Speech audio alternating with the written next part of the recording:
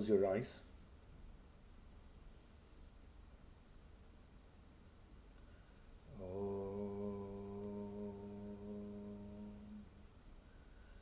Om Sahana Vavatu Sahanau Bhunaktu Sahaviryam Karavavahai Tejasvinavaditamastu Mavid Vishavai. Om Shanti Shanti Shanti.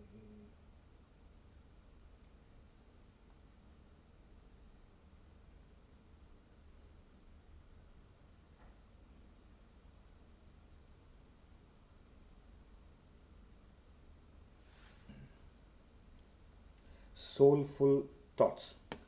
It's actually one of those essential topics. I mean, I find every topic is essential, but soulful thoughts. The question is, what are you, uh, what are you filling yourself with? Just a minute. It is 1 minute. Okay. Can you just? I'm sorry. We are just going live on Instagram. Okay. Now, right. Soulful thoughts. We will start with what is soulful thoughts, then what are the energy consuming thoughts or energy draining thoughts, then the process involved in and the discipline required for soulful thoughts. The process involved and the discipline required for soulful thoughts, and some suggestions as well. So, first is what is soulful thoughts, then we'll discuss what are the energy draining, energy depleting thoughts, and to bring in the soulful thoughts, what is the process involved, the discipline required, and finally some suggestions. Soulful thoughts. They are when the thoughts and emotions that you entertain fills you. Soulful thoughts are those thoughts which fills you, which fulfills you literally. They create a soulful thought is that which creates a deep impact in you. As a result, you are never the same again. A soulful thought is that which creates a deep impact in you. As a result, you are never the same again. That's a soulful thought. And it is a privilege which a spiritual seeker seems to go through. It is see, that's why any spiritual seeker, there seems to be gifting themselves this experience of filling their soul with some profound thoughts and emotions. Those who are not in the path, they are leading a routine, mechanical, mundane existence. A routine, mechanical, mundane existence. So that's the reason, in fact, their energy seems to get depleted. That's why it is. So, and another way of highlighting is any thought which gets you closer to your soul, or closer to that a peace which you want to experience, or the divine core. Any thought and emotion which gets you to your divine core is a soulful thought. So that is what I'm saying. It fills your soul. So it gets you nearer to the divine core. And let me tell you, it is only a spiritual seeker who is able to go through this kind of an experience. Others who are consumed by the various roles of their life they are just going through a routine, mechanical, mundane existence. That's the reason it's not filling their life. They may be having quite a bit in their life, but it doesn't fill them. It doesn't nourish them. It is a soulful thought is sometimes, a couple of days back, I was having a conversation with this person. Just one thought seemed to have filled her soul. Express gratitude, but don't expect gratitude. in a conversation. It almost went on for 4 or 5 hours. Normally I don't do that, but it happened to be that way. And it is her, according to her, her life's changed. She says to express gratitude, but do not expect gratitude. A simple, it is a suggestion. I wouldn't say a simple thought. It's a very soul filling thought. How one thought which you're inspired by and you implement it, can you imagine what freedom it is? How it fills you. That's why I'm saying my soulful thoughts. How many of us are? Just a minute. How many of us are going through it? Okay. Now let me. I'm again. For some reason, the Facebook got switched off. It was not filling our thoughts. So now it's on. Fine. So it is. It's incredible. That's why I keep telling you, all of you. On a daily basis, you should on a daily basis you should be taking up some profound thoughts on a daily basis. And if you're on a daily basis, you're able to do that. It's a different life. That's why many a time one powerful thought taken in, will elevate your consciousness. Haven't you observed that times one negative experience, one negative thought alters the whole day of a whole day? One negative thought, somebody plants some negative thought, some kind of an insecurity, it spoils the whole day. That's why I'm saying, watch out. Watch out. My guru always used to say, he says, there's nothing more potent than a thought. Nothing more potent, more powerful than a thought. Thoughts create words. Because of the thoughts you entertain, you seem to initiate certain words, and the words creates action. And he always used to say, when the thoughts are mighty and pure, the results are also mighty and pure. So what the quality of thought seems to be following the quality of your life. When the thoughts are mighty and pure, the results are also mighty and pure.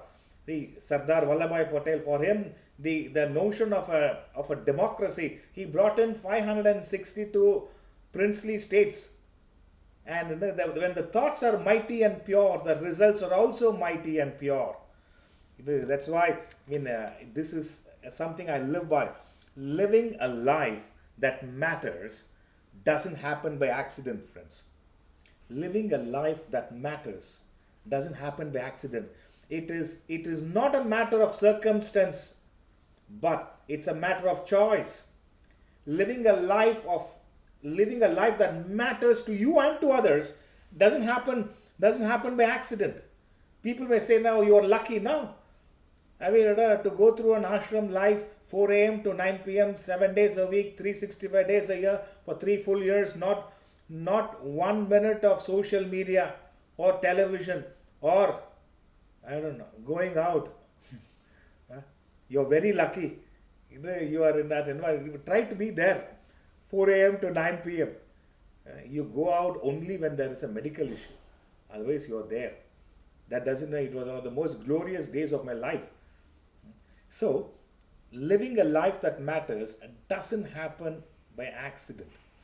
It is not a matter of circumstance, but it is a matter of choice. I am a big believer in this particular statement where I'm going to share with you. If it's my life, then it's my responsibility. If it is my life, then it's my responsibility. So we hold the master key to our lives. If it is my life, then it's my responsibility. There is no shirking of my responsibility to anyone else. That's why I always say, you may hear some profound thoughts. When I heard such profound thoughts when I was in Chennai, it brought about a responsibility in me to take action in my life. As a result, there's a change happened. Therefore I say, if it's my life, then it's my responsibility. Living a life that matters doesn't happen by accident, friends. It's not a matter of circumstances, but it's a matter of choice. That's why it is when the thoughts are mighty and pure, the results are also mighty and pure. So nothing more powerful than a thought. Fill your soul with the most powerful thoughts, most profound thoughts. Then you see the difference. So that's when a soulful thoughts. That's the topic. So a thought, the thoughts and emotions that fills you, they create a deep impact in you. As a result, you're not the same again. Even in the Tuesday lecture we were discussing, you are just a waker. It was, if only you had, those who attended the Tuesday lecture, it is, whatever you claim, you're just a waker. That's it. And in the dreamer and the dream world is so real. Right now, the waker and the waking world is so real. It folds back when you get into the dream. And when you get into the deep sleep, the waker and the dreamer folds back. You are in a state of nothingness. You go through this cycle. You're never your true self. You're always this conditioned personality. Incredible. So, profound thoughts, soul-filling thoughts. The question of King Janaka, he had a horrible dream that he was a beggar. He was a king. So he called the wise counsel. He said, am I the king imagining himself to be the beggar now? Or am I the beggar or he says, am I the king either imagining himself to be the beggar, or am I the beggar imagining himself to be the king? Who am I? To which he said, you are neither the king nor the beggar, you are your divine self, said sage Ashtavakra. So that's why I'm saying soulful thoughts. Now, interesting part is, what are the energy consuming thoughts? What are the energy draining thoughts? Which is the opposite of soulful thoughts. So let me start with this. There is no energy, there is no potency, there is no power for thinking against an idea, a person, an experience, or a place. Let me repeat it. There is no power, no potency, no energy in thinking against a person, a place, an experience. There is power, energy, potency only when you think for a person, only when you think for a place, only when you think for an experience. So first thing is that there is no energy, no potency, no power when you think against. I have a firm notion that, when they say thinking positive may not guarantee success, but thinking negative guarantees failure. Thinking positive may not guarantee success. Not always. Thinking positive may not guarantee success always, but thinking negative guarantees failure. So, there is no power thinking against anything. That's why you find a person who thinks against a person. The amount of frustration they go through, it drains them. It suffocates them. Could be you are thinking against a person, against an experience, against a place you're thinking against. It drains you. It annoys you. It agitates you. That's why they say, I feel tired. In fact, they say, I feel dog tired. And those who have pets, no dog is tired. But you say, I'm dog tired. When you think against, it drains you, it depletes you, it agitates you. But when you think for, when you're thinking for, you're thinking in favor of. Enormous energy. A classic example is Mahatma Gandhi. He initiated the Salt March, the Dandi March, and there are various portraits, or even in the movie, if you observe, in the movie Gandhi, Gandhi is a frail man. He's not Usain Bolt. He's a frail, he's 5 feet 3 inches.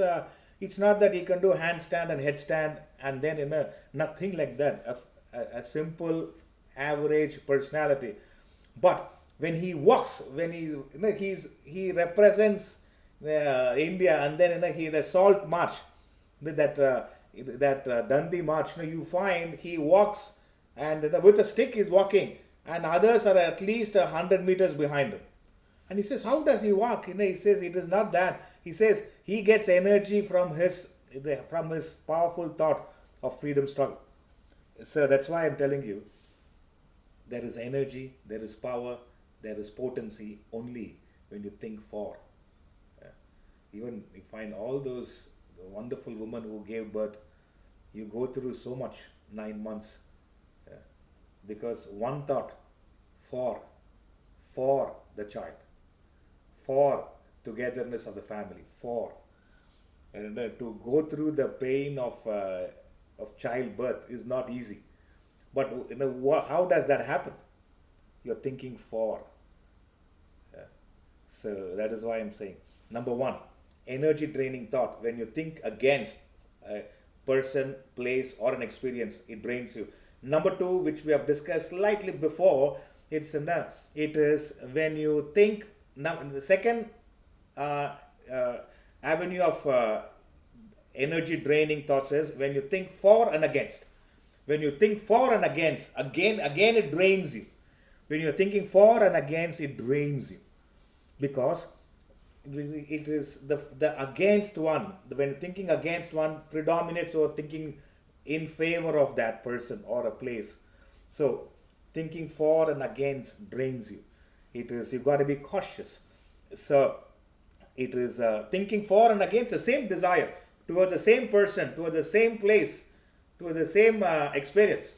It's like I want to get married, but looking at the divorce rates and all, I don't think it is a right choice. I want to get married, but I'm just giving you an example. You can't, when you think for and against the same desire, thinking against predominates over a period of time. So you've got to be watchful. So I'm not saying that. See, I shared with one girl came up and says, I would like to get married, but almost 7 out of 10 are ending with divorces. I don't find a sensible choice. I said, Linda, what about the 3 who have a good relationship?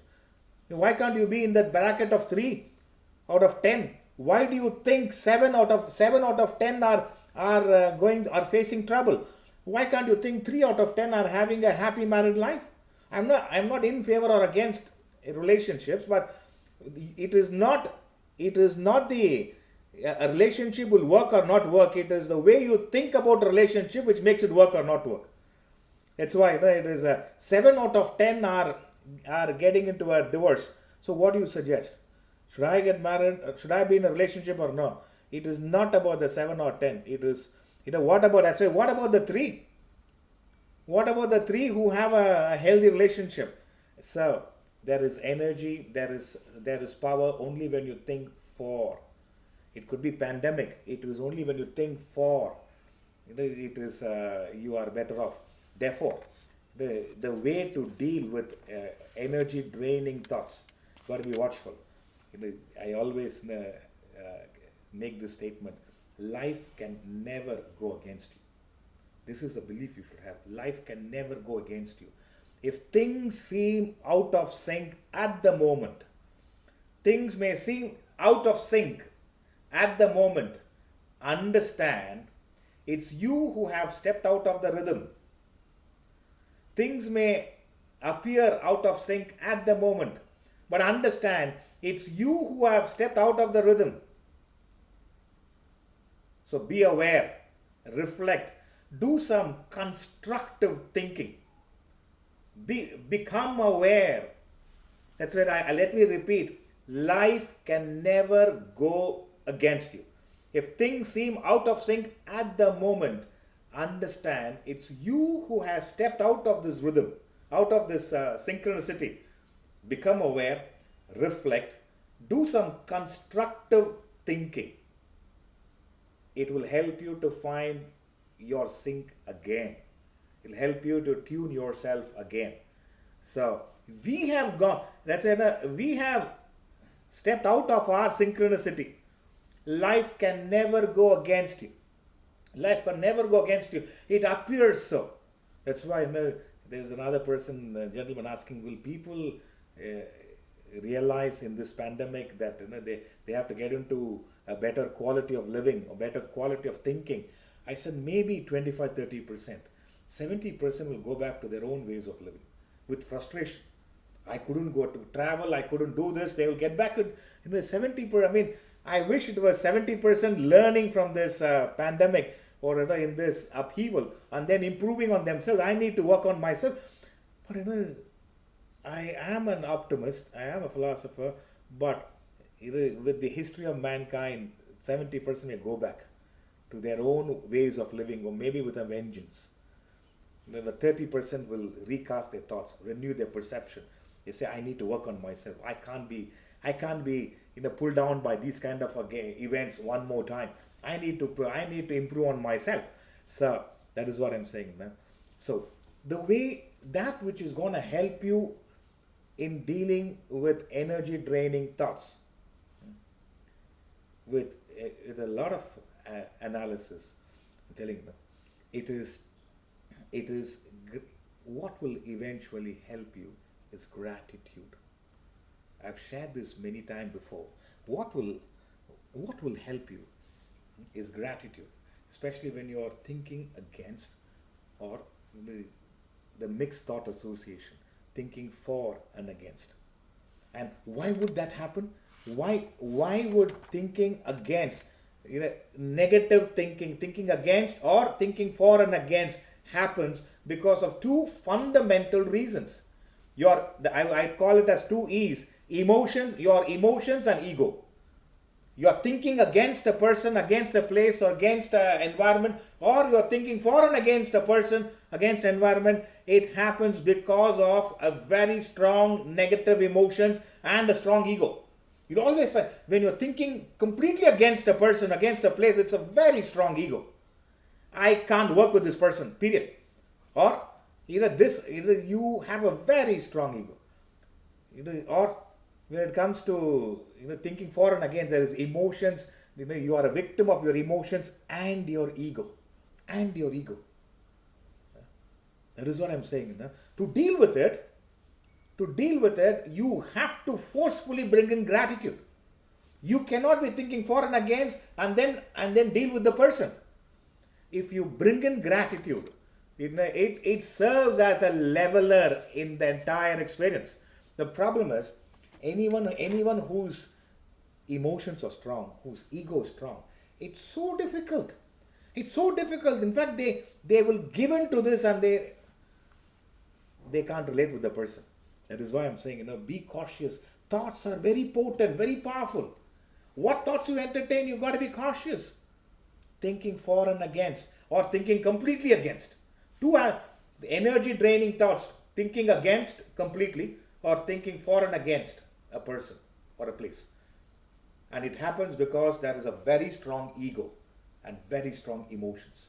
Either your emotions are affected, either your ego interferes. Therefore, you will helplessly think against, helplessly get into friction. That's why I'm saying watch out. So that which will help you to deal with this is gratitude. Gratitude, nothing else, friends. I thought over it for quite a few days on end. I mean, almost like Isaac Newton coming up with a discovery. I said it's gratitude. But only thing, I was in my study desk, not in a bathtub. And then I ran out, eureka. Yeah, I didn't do that. No, but quietly took my notebook and started writing. It is with, and when I shared that with it took so much time. Yes, when I share it looks so easy, but I'm telling you, nothing else will help you at that stage except gratitude for all that you've been, the provisions you've been receiving, and your inability to repay that benevolence. So if you don't have this, the awareness of all that you've been receiving and your inability to deal with all the provisions you've been receiving, your inability to repay that provisions, repay that benevolence, there could be, you can see, it could be even with your parents, you're thinking for and against. But if your gratitude to your parents is more stronger, thinking against drops off. My mother is a very difficult person, but your gratitude to her is far stronger. It drops off. It is when you deal in any avenue where there is less or no gratitude, there is every potential you'll think against completely, or you'll think for and against, and eventually against will rule over. This is not there in any scriptures, friends. This is something which, with my observation of people and over the years, I understood how can we protect ourselves. In key areas of my life, I do not bring in my ego and emotions. In key areas of my life, I refuse to bring in my ego and emotions. Therefore, you process it with gratitude. Otherwise, you will become a victim of either completely against or thinking for and against. It looks like for and against, it will become against over a period of time. So, you cannot think for and against the same person, same environment, same place, or a same experience. So, watch out. Watch out. That's why I say, life can never go against you. If things seem out of sync at the moment, understand it's you who have stepped out of the rhythm. It's you who have stepped out of the rhythm. So become aware, reflect, do some critical thinking, do some analytical thinking, and eventually help you to find your rhythm back. So that's why I'm saying the soulful thoughts. That's why there could be a turmoil, and I have known many people who have utilized this gratitude quality experiment, and then they were able to ride over this thinking process. They are able to ride over this mixed thought association, for and against, and eventually for prevailed. I'm telling you, if thinking in favor of prevails, you are better off. If thinking against prevails, let's say, it drains your energy. It sucks you up. Just observe. When I say when it drains your energy, you lose your potential to smile. First casualty is that you can't smile, and you have a long face, and you are never in the moment. You're caught up in something else. Always caught up in something else. So watch out, friends. It doesn't help. That's why we always say gratitude and disturbance can't go together. Where there is gratitude, there is no disturbance. Where there is disturbance, there is no gratitude. No gratitude. So, to deal with energy depleting thoughts and emotions, bring in gratitude. And you see the difference. It's beautiful. It's beautiful. So, some suggestions in this aspect. If you have observed, those who have mastered the art of complaining about health, about people, about places, always find themselves in problems. Haven't you observed? Those who that's why I'm just saying, those who have mastered the art of complaining. You meet up with them, after a while they'll complain about you. Why only now you are coming to meet me? You should have come at that time itself, right? They are not happy that you are meeting them. You are meeting them, again one complaint about you. Those who have mastered the art of complaining about health, about people, about friends, about places, they always find themselves in problems. Find one person who complains a lot and not in problems. As I mentioned, thinking positive may not guarantee success. Thinking negative guarantees failure. Guarantees failure. So that is what seeds needs farmers. Weeds grow by themselves. Seeds, there's a healthy seed, it needs farmers. Weeds grow by themselves. Positive thinking needs nurturing.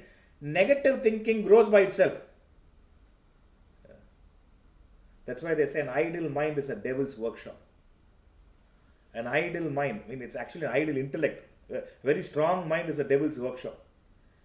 Beware or be aware. That's what I would say. Beware and be aware. Seeds needs farmers.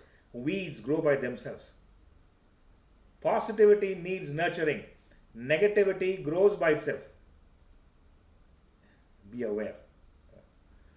I remember reading this beautiful quote. He said, dirty water brings mosquitoes and flies.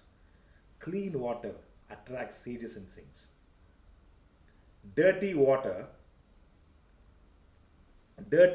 brings mosquitoes and flies. Clean water attracts sages and saints and yogis.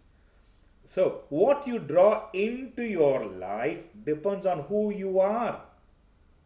What you draw into your life depends on who you are. That's why these masters say we are all a powerful magnet. That's why I say, see, if you can understand this analogy, dirty water attracts flies and mosquitoes. Clean water attracts sages and saints.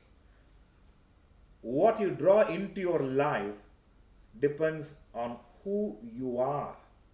Who you are. You are a powerful magnet. You are a powerful magnet. So, that's why they say, as you think, so you become. And in this, one of the suggestions, and the final suggestion is very powerful one, but I want you to edge this in your mind. Edge this in your intellect, not mind. Others hurt you because of their immaturity. Write it down. Okay? Others hurt you because of their immaturity. You get hurt because of your immaturity. Understand, friends? Others hurt you because of their immaturity. You get hurt because of your immaturity. So, spiritual maturity is a gift you give yourself, whereby it's others get hurt because of others hurt you because of their immaturity. You get hurt because of your immaturity. Therefore, soulful thoughts is what? It is elevating yourself to a spiritual maturity, whereby you understand others hurt you because of their immaturity. Christ portrayed it beautifully. He said, Father, forgive them, they know not what they do. Others hurt you because of their immaturity. You get hurt because of your immaturity. The people are so negative.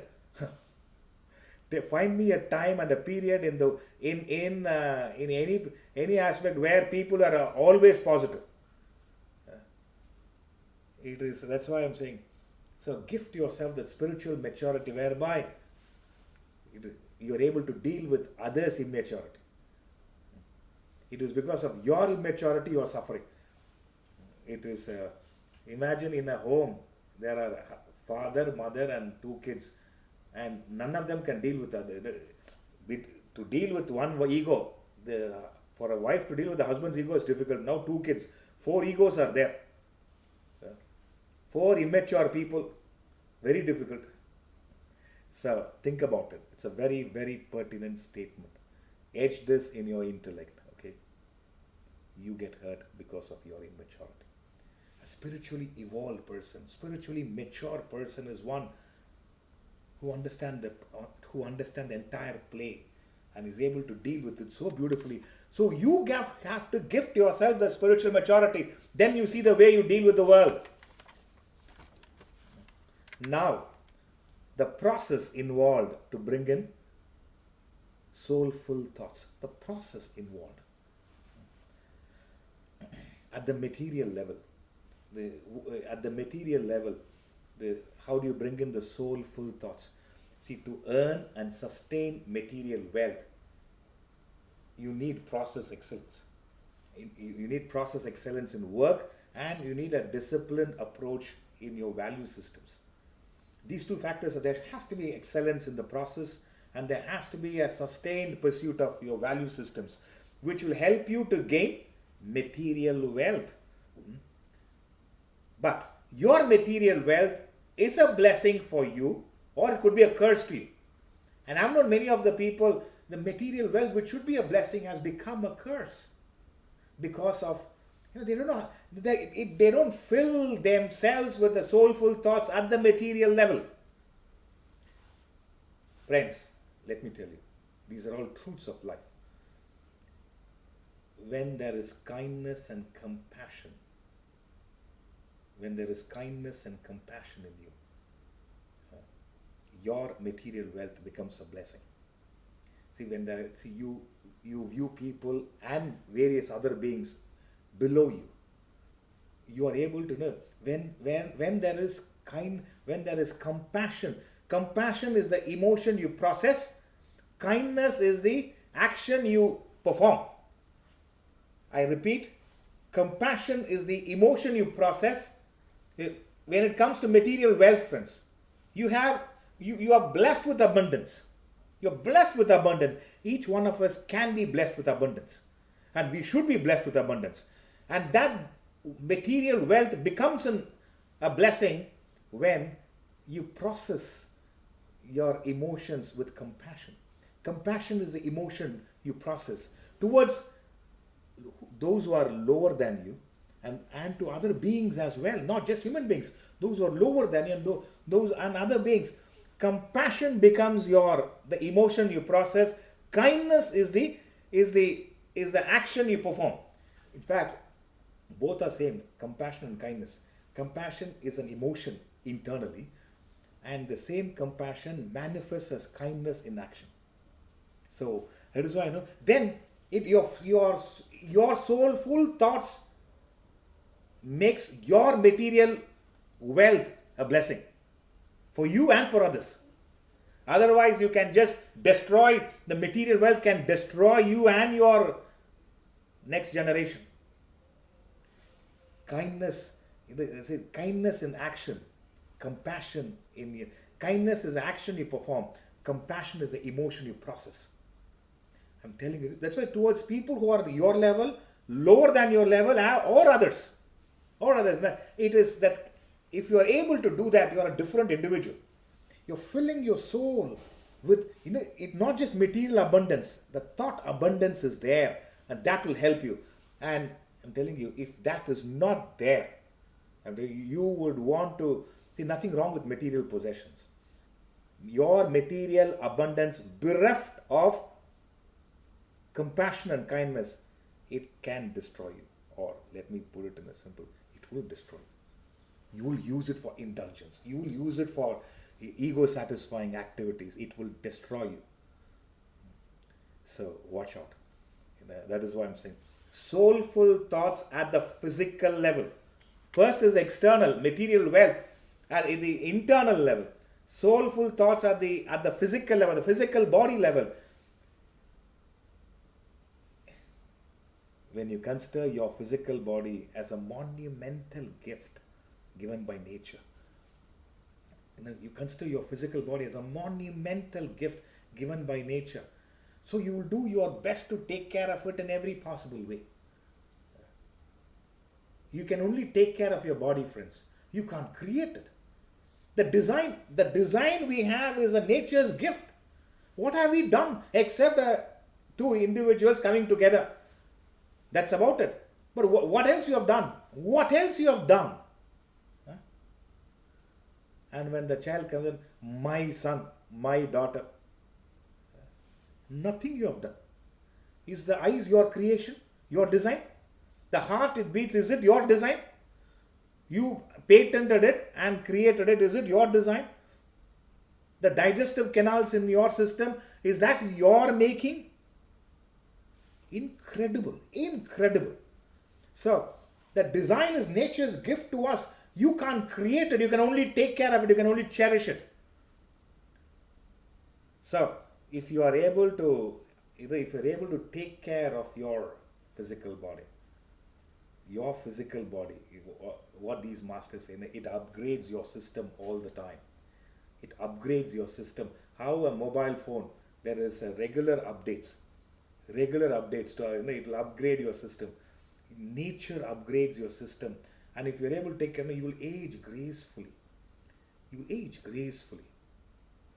So that is it is the soulful thoughts at the physical level, at the physical body level, is you consider your physical body as a monumental gift. Just to say, there I can see Dilip. I don't know whether he sees me or there is another window opened. What is the latest in Sushant tragedy? 2, 3 windows are there. Uh, it is a tragedy. So, just to say, there I can see Dilip or Raghubai or Nitya. A million operation takes place in the retina. It's incredible. It's incredible. Incredible. I can see Lynn with her glasses. As somebody created the glasses, she goes and purchases a glass. Or, sorry, she doesn't go. She'll online. She's far more tech savvy than all of us here. She'll go to online, she can purchase. Very young at heart, our Lynn. Very young at heart. See, if when you understand it's a nature's gift to us, you can only take care, you can't create it. You can't, one teeth falls off, can you create one teeth? Well, sometimes to fix one teeth, it costs a lot of money. So much is there. When you take care of yourself, nature supports you. It keeps upgrading your system. And then you age gracefully.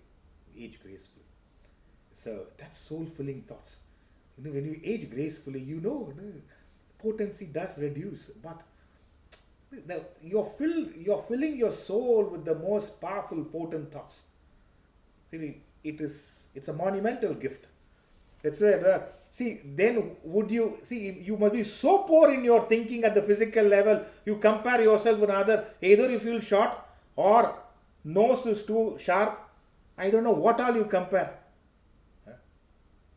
Nature, that's it. No elephant compares itself with a giraffe, and no elephant is depressed. Oh my God, I'm not like a giraffe. No elephant compares. Can you imagine? Nature that is not the way. It's incredible.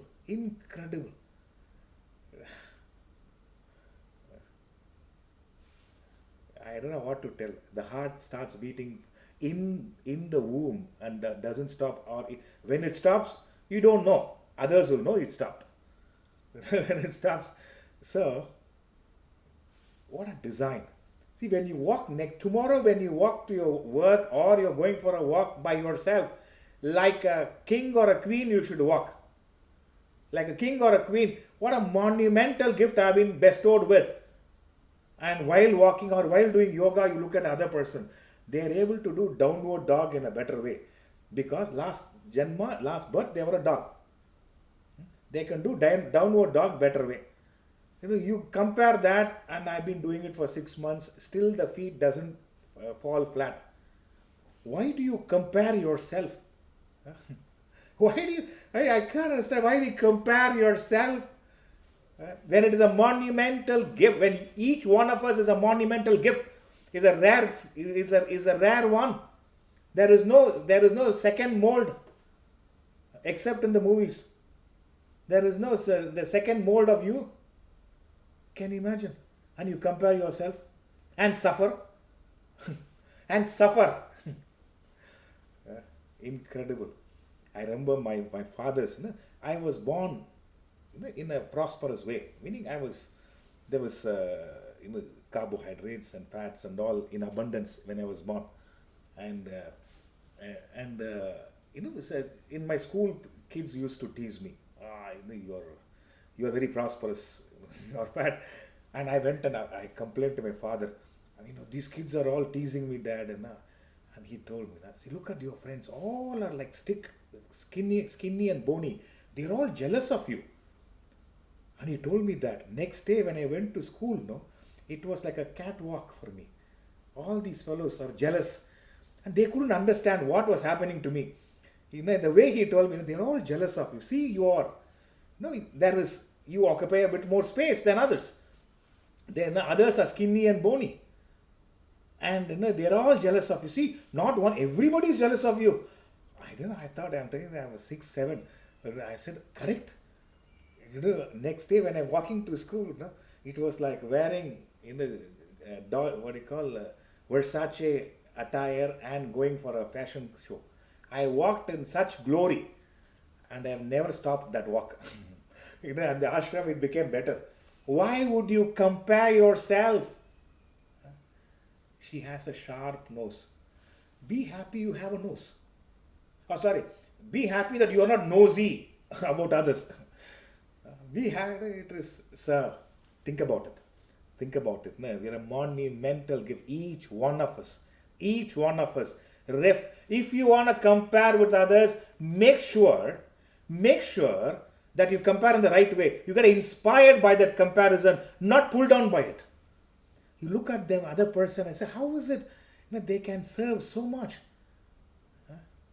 It could be Subbarau's, his patience with 4 children. How is it he can be so patient with 4 children? He looks like a bachelor, but he's got 4 kids. I've been missing all these guys. Every class I pull their leg. Now it's not that easy. So how is it, when you compare yourself with another person, only in the avenue of getting inspired by them, not being pulled down by them, that's the commitment you give to yourself. I will get inspired, not being pulled down. At the physical level, that's a soul-filling thought for you. That's a soul-filling thought for you. I can raise my potential. The next, at the emotional level, soul-filling thoughts at the emotional level. Forgiveness is the emotion which you should process, which will fill your mind. Forgiveness. I'm saying, when I say, why I stressing on forgiveness is, it brings a closure to many experiences. Forgiveness. Many experiences. It brings a closure. I mean, I'm not saying, you telling others, I forgive you. That is an aspect of ego. Kannan, I forgive you. I don't see his eyes, only the head. What can I see? I forgive you, Kannan.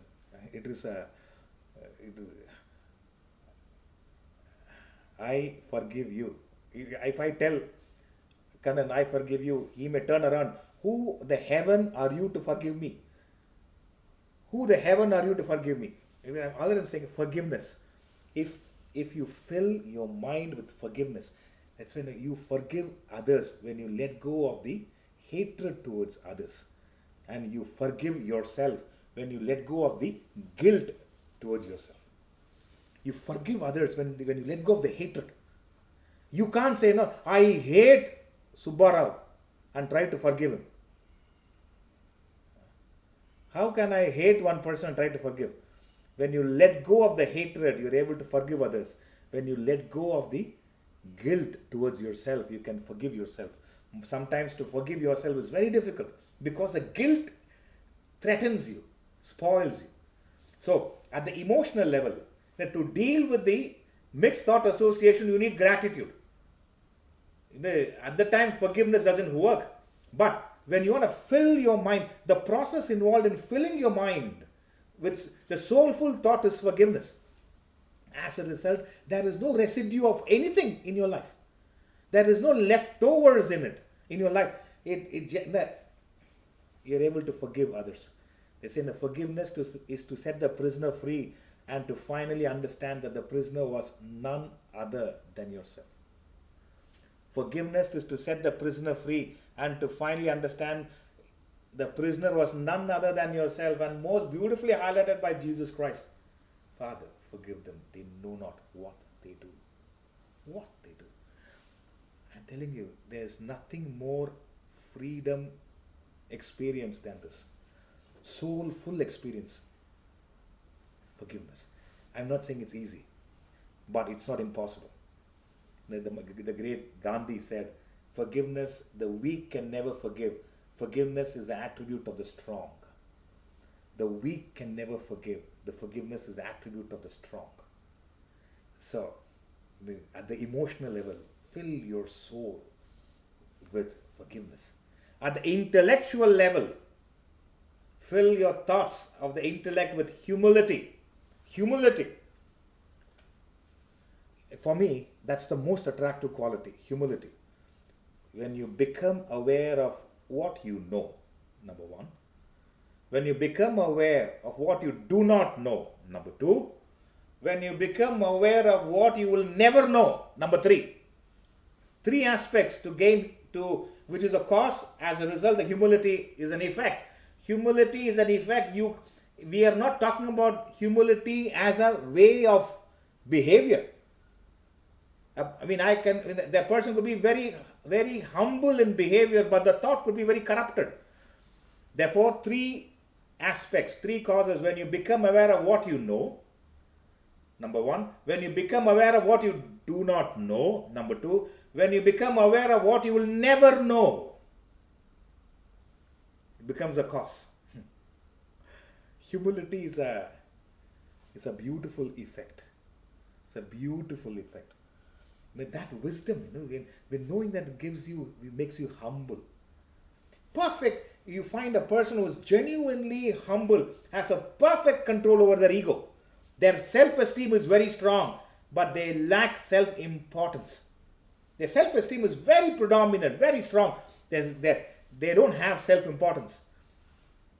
Humility and self-importance don't go together. That's a beautiful quality. So when you become aware of what you know, when you become aware of what you do not know, when you become aware of what you will never know, you will be stunned. What you know is minuscule. What you know is minuscule. What you know is infinitesimal. Humility must, I hope we understand that. I hope you understand. It's the cause you ought to put in. That's when with that wisdom you gain, you become humble. Genuinely bow down. That's the significance of namaste. When you bow down to another person, it's not bow down to the divinity in them. Where is the question of comparison? So it's beautiful quality. At the level, at the spiritual level, at the spiritual level of your personality, a soul-filling thoughts is a thought of surrender. Surrender. You will do your best. You will do what you have to do. You will do to your 120% potential and then leave it. There's no thought of a result. There is no thought of a result here. Whatever your obligatory duties are, whatever you have to do, you given your 120% and then leave it. And then the surrender is, you've surrendered every other aspect. You've surrendered your ego. There's no other thought. You have done it. If it happens, it happens. It doesn't happen, it's okay. It doesn't happen, it will happen. There is no question of a craving, desiring.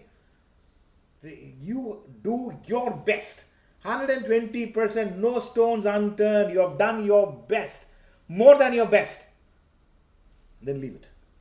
Soul-filling thought at the spiritual level. He knows best. He knows best. If it is there, it's there. If not there, it will happen. We are all the children of the Almighty. You think it is they'll leave us just like that? He knows best. So if you're able to do that, so that's why it's not from your aspect, your effort, your potential. You're giving in your 120%, and then surrender. Surrender the desire for the results. Surrender any other thoughts towards it, and then you see the difference. It works magically well, and that's when the process involved at the material level is kindness, is compassion and kindness. At the physical level is you do your best. You only take care of it. Understanding it as a monumental gift. At the emotional level, forgiveness. At the intellectual level, humility. At the spiritual level, at the spirit level, it is surrender. And if you're able to do that, it's a phenomenal life. You will deal with it in a beautiful way. Some suggestions in this aspect, friends. The discipline involved. Understand that our problems are never with the other person. Our problems are never with the other person. It is the expectation of what the other person should be. Let me repeat, our problems are never with the other person.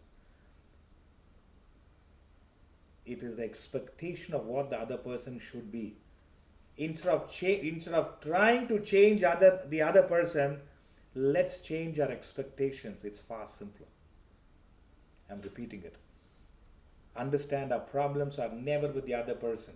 It is the expectation of what the other person should be. Instead of trying to change the other person, let's change our expectations. It's far simpler. If you can understand that, it's soul-filling thought. A suggestion. If you can't work on the material, physical, emotional, intellectual, spiritual level, some suggestions for you.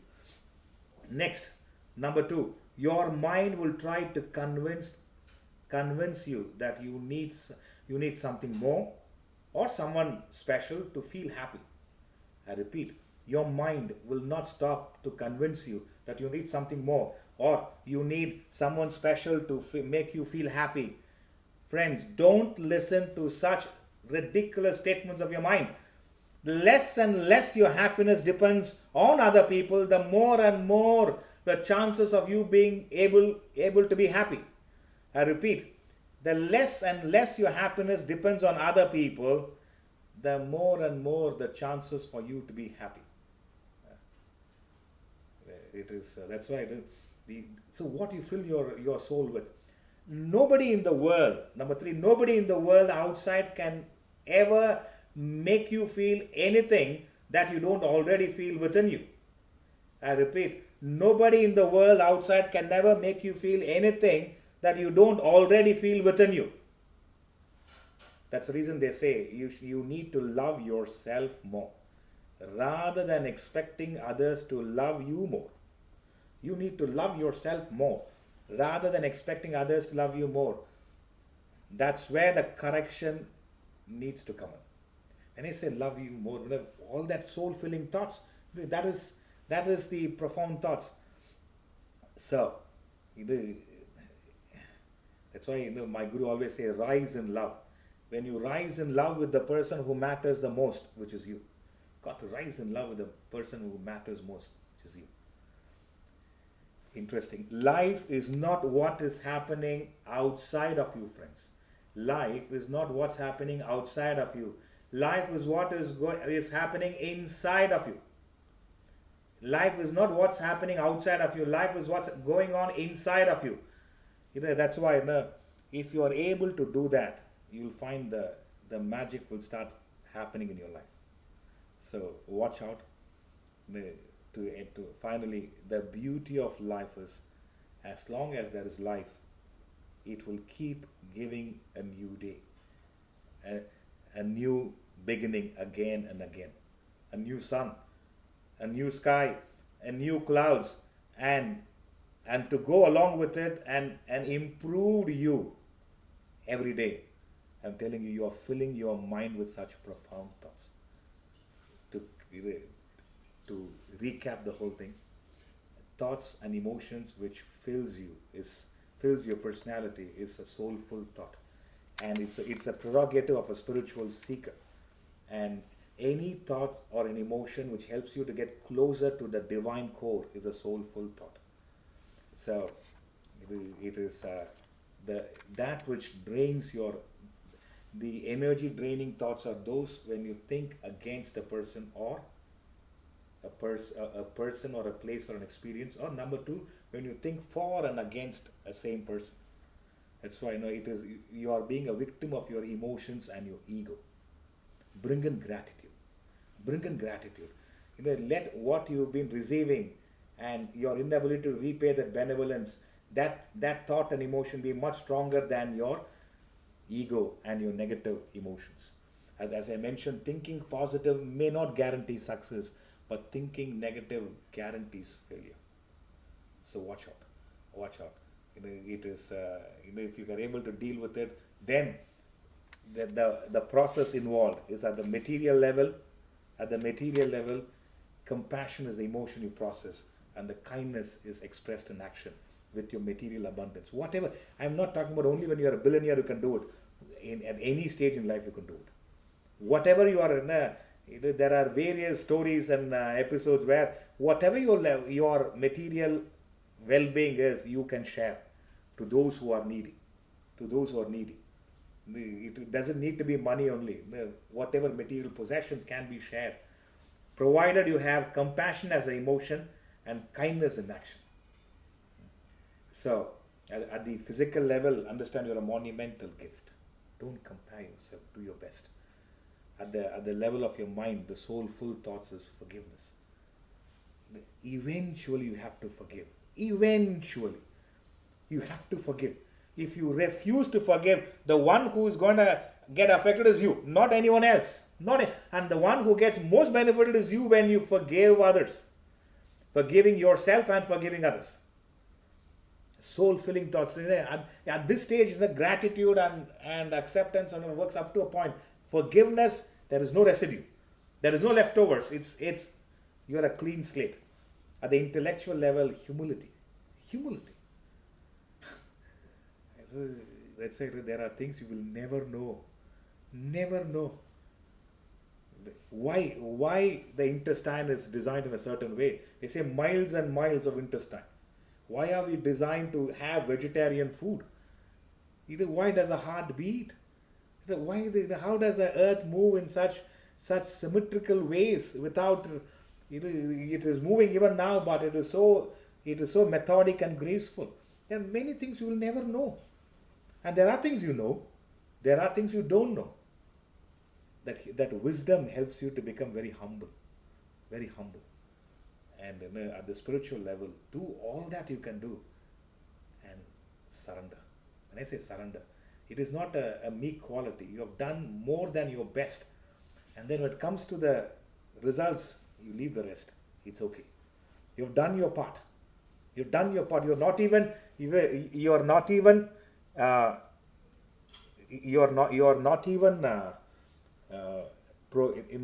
questioning it. So that is what I would suggest. So if we can do all that, you will be a different individual altogether. Fill your soul. It's a God-given opportunity. Let's not miss out on this. Thank you very much. Next week, we're going to have 9 weeks of special lectures starting from next month. I've already created the 9 weeks, 9 topics. So, we